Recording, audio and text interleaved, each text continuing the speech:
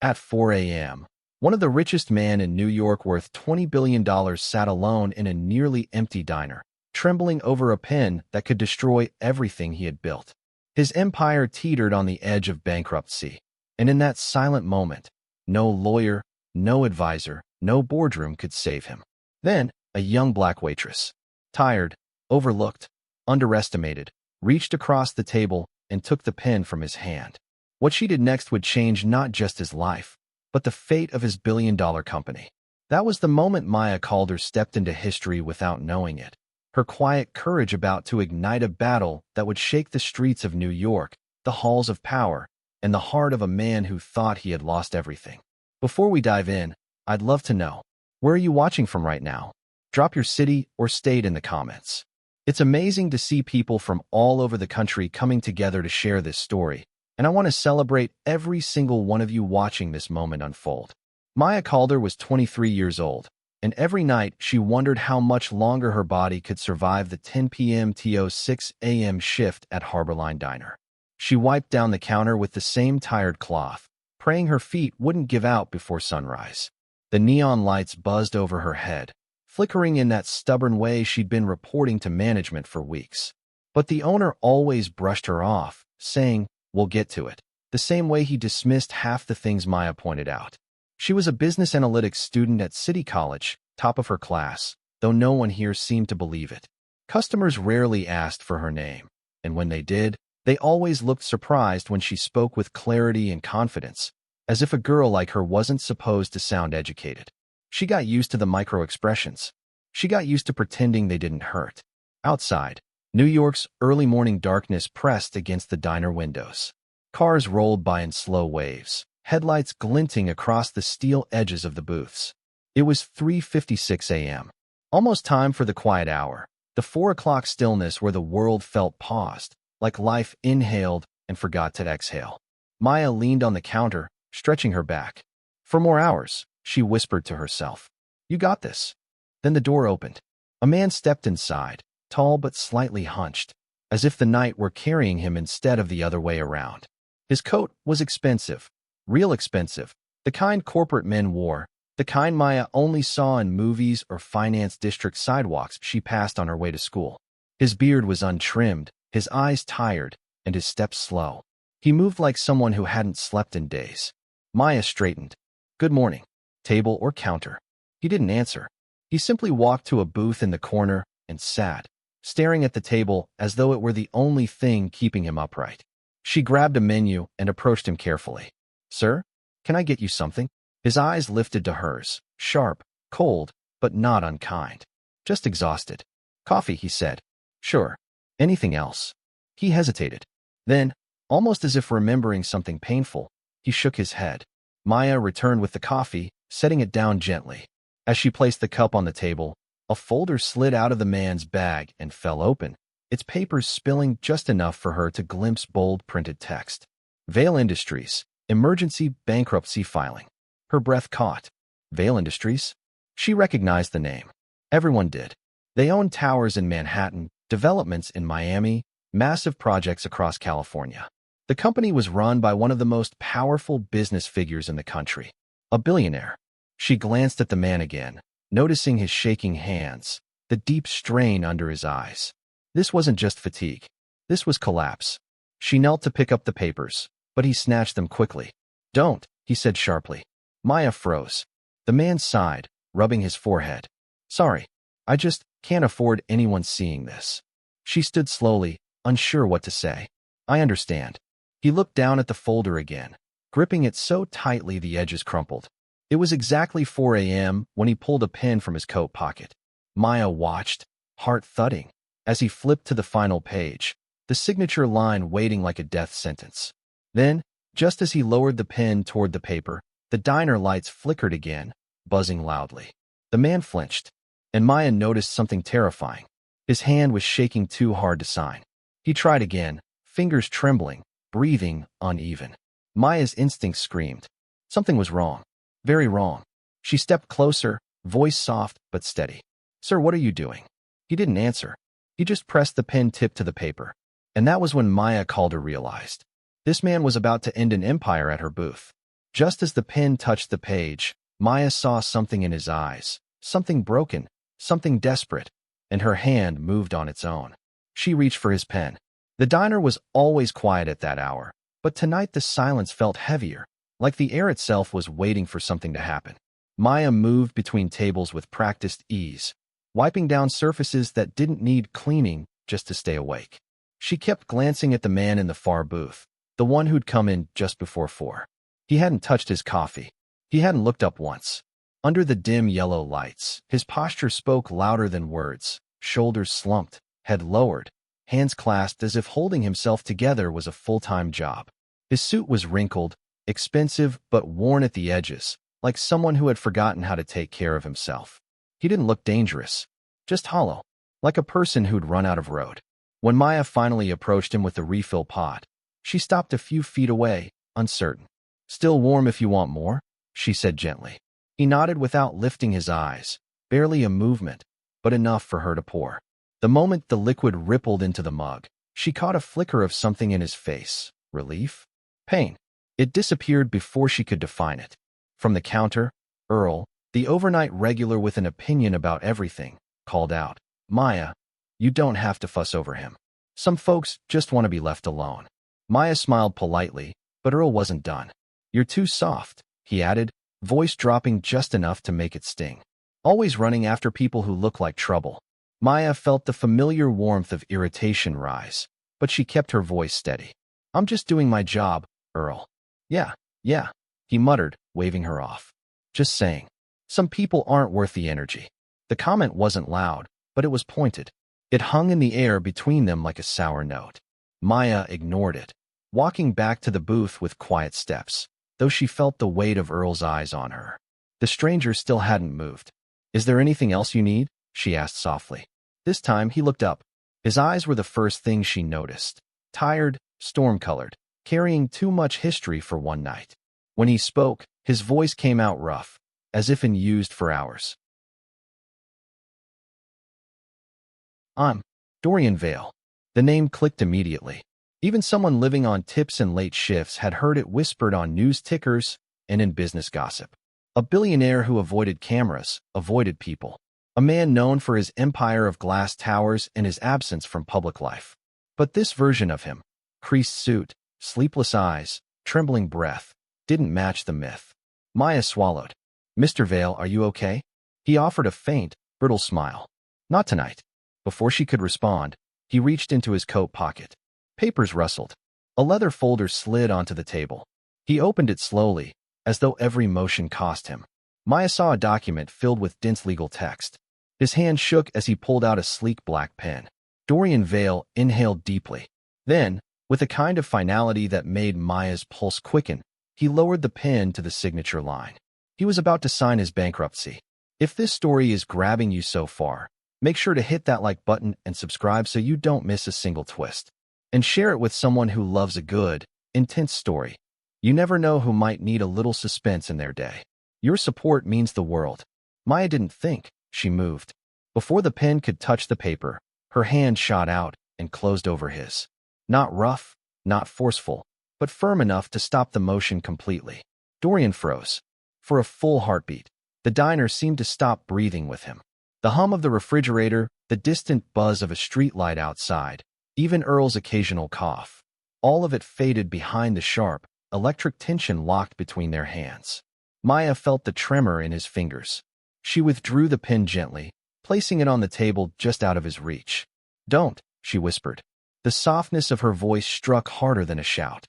Dorian's expression shifted instantly, from shock to something sharper, angrier. His jaw clenched, his tired eyes narrowing as if she had crossed an invisible line no one ever dared to approach.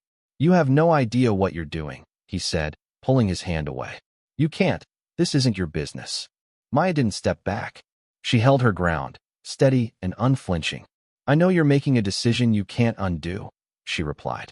His breath hitched, barely noticeable, but she caught it. Then the frustration erupted. "You wouldn't understand," he snapped. Not loud, but cutting. His voice carried an edge that felt practiced, an old defense, sharpened by years of being above people like her. There was something else buried in it, too. Something colder. Maya heard the undertone clearly. She'd heard versions of it her whole life. Her chest tightened, but she didn't flinch. "Try me," she said. Dorian blinked, thrown off. He looked away, running a hand through his hair, pacing an inch in the booth like a trapped thought was clawing its way out of him. "You don't know what it's like to have thousands of people depending on you," he muttered. "To watch something you built get dragged under. To fail this big." "Maybe I don't know your world," Maya said, voice calm. "But I know what it looks like when someone is about to give up out of fear, not facts." That made him still. Slowly, he looked up at her, not with anger this time, but confusion, uncertainty, as if no one had ever challenged him without trying to get something from him. "Fear," he echoed. "You think this is fear?" "I think you're exhausted," Maya said gently, "and scared you missed something. Or maybe scared to hope you didn't." Dorian let out a sharp, humorless breath. "Hope is a luxury I can't afford." Maya stepped closer, lowering her voice so only he could hear. "Hope is information you haven't checked yet." That line made him stare at her, really stare, as if trying to piece together who she was. Why a waitress in a near-empty diner spoke like someone who'd lived inside boardrooms. "Why are you doing this?" he asked quietly. "Because you walked in here looking like a man who needed someone to say stop," Maya answered. "And because you're wrong." His brows knit. "About what?" She reached for the folder slowly, sliding it toward her side of the table. "Your company," she said, meeting his eyes with unwavering certainty. "It's not dead." Dorian inhaled sharply, once, deeply, like her words struck somewhere he wasn't ready to admit was still alive. Maya placed her hand over the document. "And I can prove it." Dorian watched in stunned silence as Maya spread the papers across the table like she'd done it 1,000 times. Her movements were quick but careful, her eyes scanning numbers, footnotes, and signatures with the sharp focus of someone who actually saw things others overlooked. He expected hesitation. Instead, she dove straight in. "Your cash flow projection is wrong," Maya murmured, pointing at a column. "They used a linear model for a market that moves cyclically. That alone could distort your entire outlook." Dorian blinked. "What?" Maya flipped to the next page. "And here, your retail properties? They assumed vacancy rates based on last year's averages. But your regions don't match those markets. They didn't normalize the data." Dorian leaned forward, caught between insult and awe. "You learned this, waiting tables?" Maya didn't look up. "I'm studying business analytics at UMass Lowell. Nights, mostly." She circled another figure, shaking her head. "This isn't bankruptcy-level data. This is someone pushing you toward it." Dorian stiffened. "That's a serious accusation." "I'm not accusing anyone," Maya replied. "I'm telling you this paperwork is sloppy, careless, or worse, intentional." Her tone wasn't dramatic. It was factual, controlled. She turned another page, and her pace quickened. "These depreciation schedules are outdated. This property loss ratio wasn't recalculated after the renovation last quarter. And this," she tapped the table, eyebrows raised, "isn't even from your company. This is a competitor's value curve. How did this get mixed in?" Dorian's heartbeat skidded. He didn't know. "Slow down," he whispered, suddenly breathless. "Explain that one again." Maya slid the sheet toward him. "This isn't your model. Someone inserted data that would tank your projections. Anyone who knew your properties would have caught it immediately." He stared at the foreign numbers, a sinking realization hitting hard. How many people had looked at this? How many signed off? How many told him there was no way out? Maya continued, unaware of the storm building behind his eyes. She flipped to the back pages, pulled a napkin from the dispenser, and started sketching quick equations. Arrows, circles, simplified graphs. "This is what it should look like if you run predictive modeling based on your traffic acquisition rates. Not perfect, but nowhere near collapse." She pushed the napkin toward him. "Your real trend line isn't flat. It's rebounding. Slowly, but real." Dorian stared at her handwriting. Clean. Confident. Not a single number out of place. "You can't know all this from just glancing at it," he said, almost whispering. "I didn't glance," Maya said. "I've been working with models like this for 2 years. This is basic fraud detection territory. Or basic incompetence." His throat tightened. She wasn't trying to impress him. She wasn't intimidated. She wasn't begging or performing. She was simply telling the truth. And for the first time in months, the truth didn't feel like a weapon pointed at him. It felt like oxygen. Maya carefully closed the folder and looked straight at him. Calm, serious, unafraid. "Dorian, she said softly. None of this adds up. He swallowed hard. Her next question hit him like cold water. Why? She asked. Would your advisors let you sign this? Dorian's hands trembled as he pulled the folder back toward him, now seeing it not as a formality, but as a trap. A carefully constructed one he'd been blindly walking into. Maya sat across from him, her eyes steady, her breath controlled. She sensed it before he admitted it out loud, the fracture forming inside him. They told me everything was collapsing, Dorian murmured. Every advisor, every partner. Maya kept her voice calm. Everyone? No one questioned these numbers. Dorian shook his head slowly. They all said the same thing. There's no saving it. That's what my CFO told me 3 nights in a row. Maya's eyebrows lifted, but she didn't speak. She simply slid another stack of sheets toward herself and kept flipping. Dorian pulled out his phone. Call. Gregory Hale, CFO. He pressed it. Ring. Ring. Ring. Voicemail. He tried again. Straight to voicemail. Maya heard the tension tightening in his breathing. He knew you were signing tonight, didn't he? Yes, Dorian said through clenched teeth. He insisted I should. Maya circled another cluster of numbers, frowning. This set is incomplete. Missing entries. Someone deleted the middle quarter. Dorian leaned closer. Deleted. Look. She tapped the printout. The metadata timestamps don't match. Someone modified this after the audit window.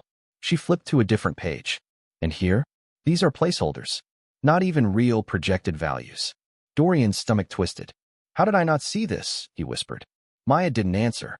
She kept digging, flipping faster now, her eyes darting from cluster to cluster like she was following footprints no one else noticed. Pages spread across the table, profit curves, occupancy tables, asset depreciation logs. One by one she exposed the same pattern. Mismatched timestamps, overwritten numbers, missing fields that were supposed to be checked monthly. This isn't random, she said finally, her voice low. Someone is scrubbing your data. Dorian felt the words like a punch. He tried calling Gregory again. Voicemail. He tried his advisor. Voicemail. Tried the head of acquisitions. Voicemail. In the flickering diner lights, he looked less like a billionaire and more like a man watching the ground crumble beneath his feet. Someone wants the company to fall, Maya said quietly. And they want you to be the one to pull the trigger. Dorian swallowed hard. That would mean they're setting me up. Maya didn't confirm. She didn't need to. The silence did it for her. She spread the last set of papers across the table. This one thicker, sealed differently. A smaller packet tucked behind the others like someone hoped he'd never notice it. What's that? Dorian asked. Maya turned it over. It didn't match the formatting of the rest. It was stuck between 2 reports. She opened the cover carefully. Her eyes widened. Dorian leaned in. What is it? Maya lifted the first page toward the light. It's a full internal valuation report, she whispered. And it shows your company recovering, significantly. Dorian's breath halted. Maya kept scanning. Then her face changed. The color drained from it. She slowly turned the packet around so Dorian could see the header. A signature. One he knew. One he trusted. Maya, he whispered, voice cracking. What did you find? She looked up, her voice shaking but firm. Evidence, she said, that someone inside your board sabotaged everything. For a long moment, Dorian couldn't speak. The diner's humming lights flickered overhead, bathing his face in a pale, shaken glow. Maya watched his expression crumble piece by piece, realization sinking in like ice water. He set the packet down slowly. I knew something was off, Dorian whispered. I didn't want to believe it, but there were signs. Maya leaned forward. What signs? He hesitated, rubbing his hands together to steady them. 2 people. 2 board members I've trusted for years. Victor Rowan and Lucas Breyer. Maya didn't recognize the names, but the fear in his voice said enough. They've disagreed with me for years, Dorian continued. Every big decision, every expansion, every acquisition. But lately, it felt coordinated. Meetings without me. Documents routed past me. His voice lowered. And Gregory, the CFO, he's closest to both of them. Maya felt a chill run down her spine. If they're behind this, then pushing you to sign bankruptcy wasn't just about the company. No, Dorian said. It would wipe out my voting power. Control would default to the board. And then they take everything. Maya finished softly. Dorian's jaw tightened. Exactly. Maya's heartbeat quickened. She wasn't used to this world.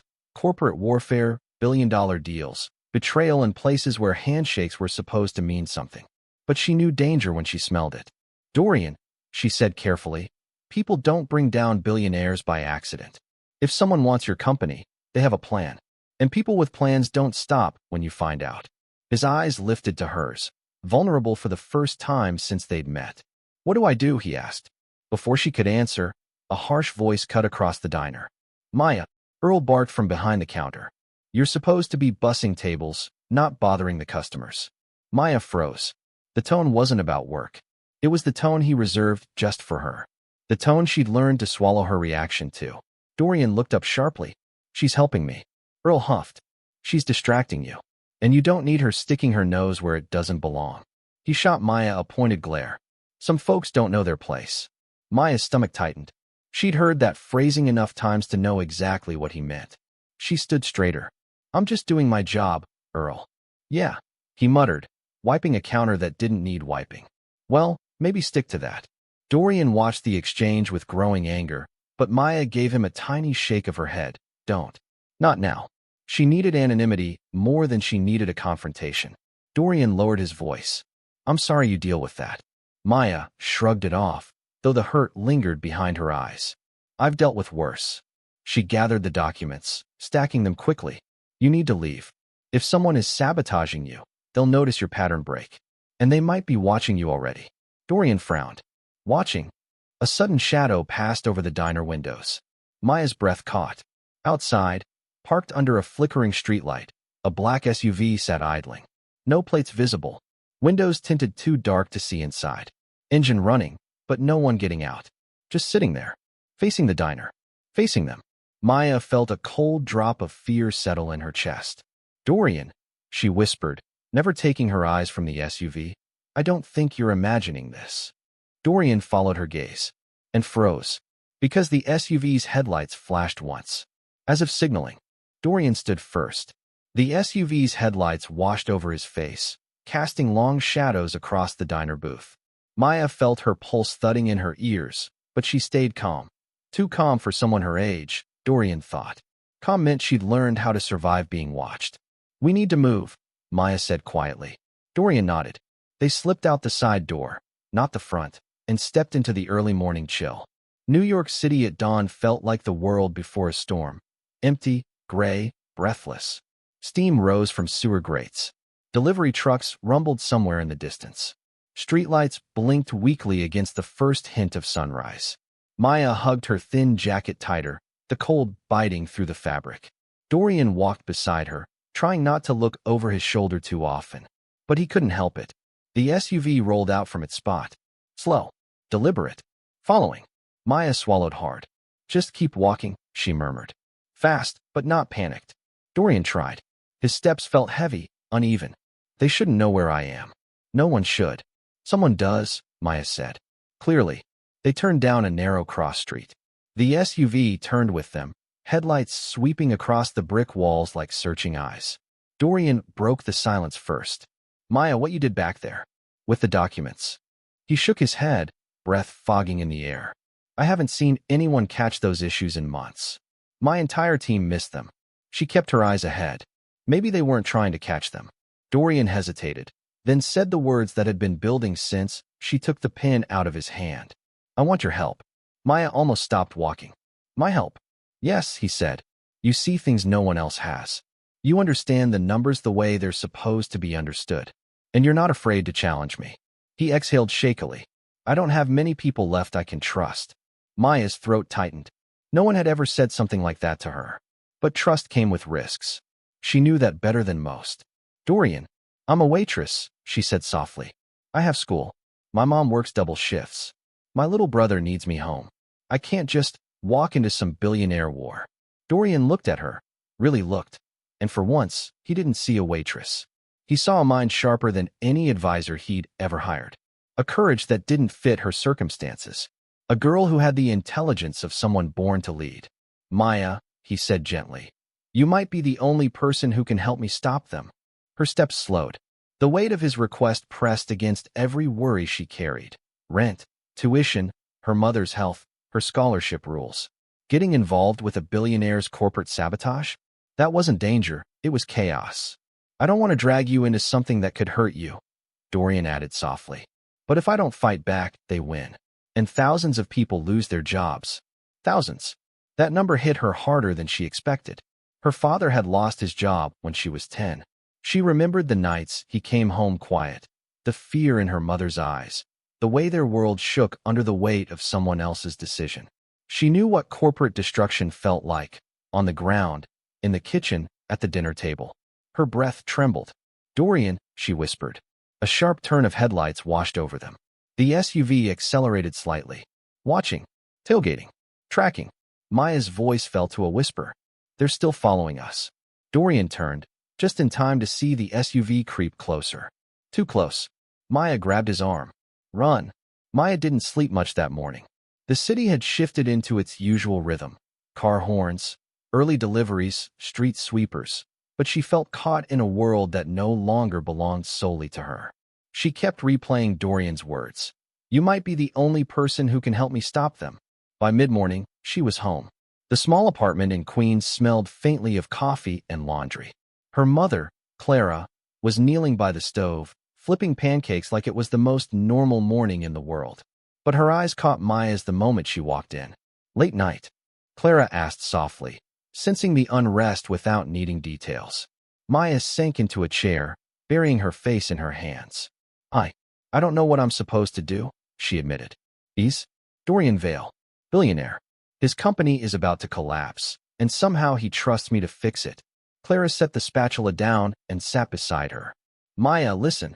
You've always been brilliant. Always.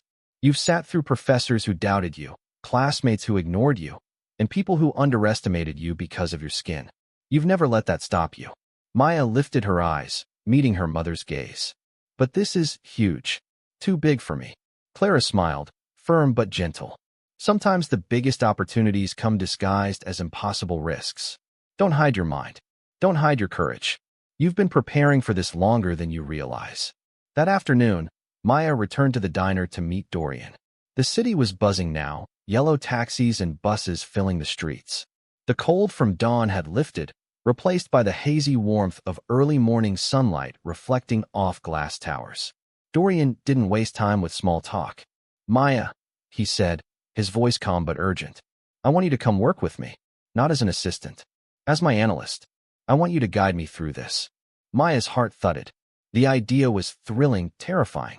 I can't just leave school, she murmured. And my family.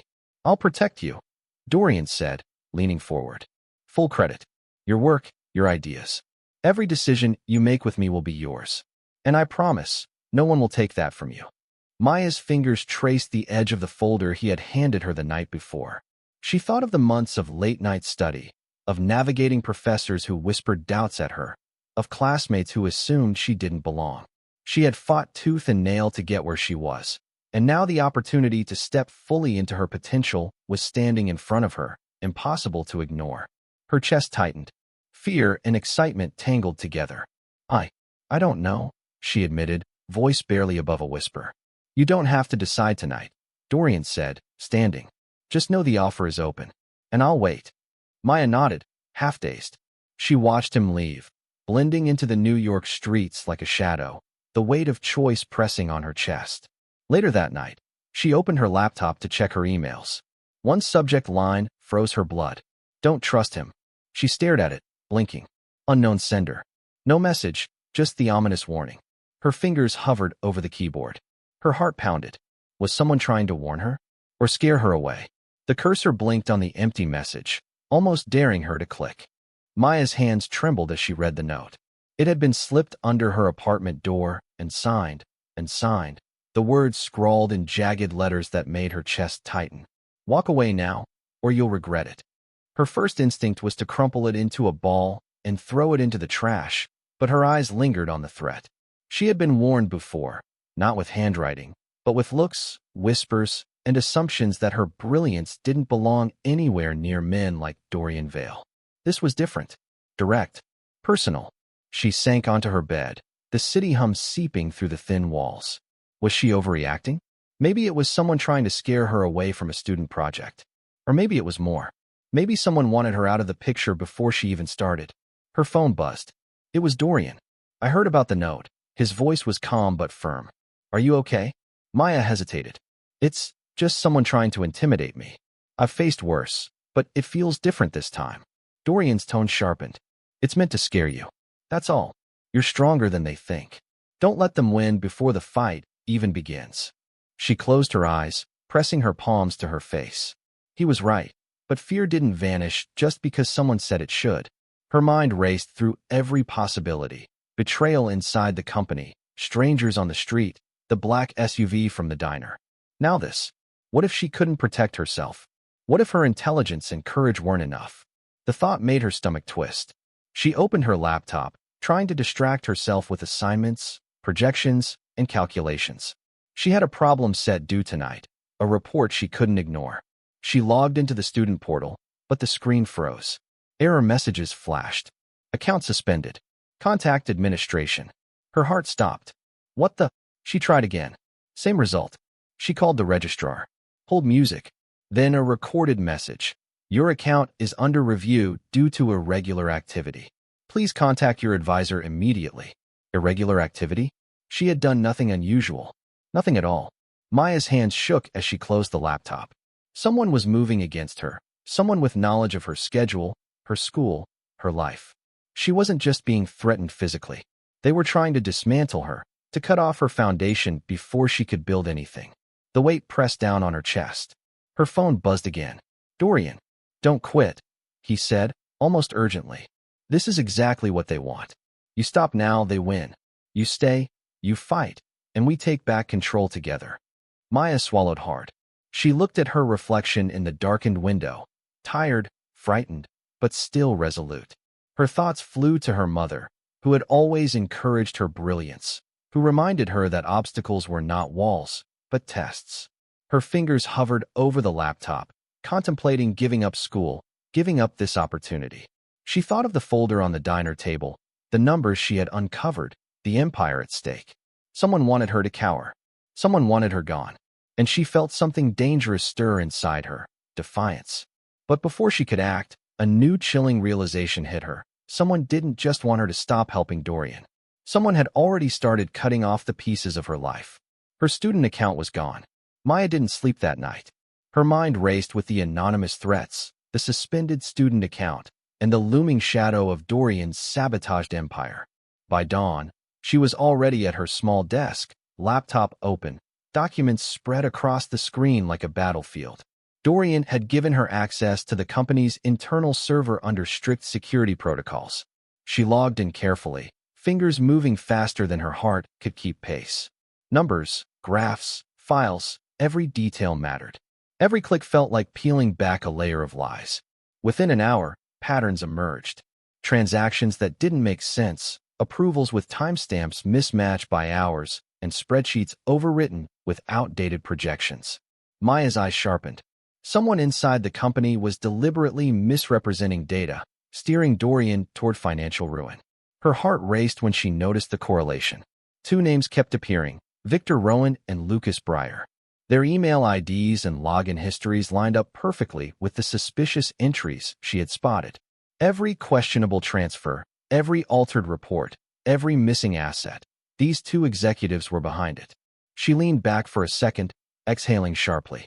The magnitude of the betrayal hit her, but there was no time to dwell. This is worse than I thought, she muttered to herself. They aren't just trying to bankrupt him. They're taking everything. Maya traced a series of file deletions. Every time she thought she had a complete data set, she found gaps. Metadata logs showed that certain critical reports had been wiped from the system at night, likely when nobody was monitoring.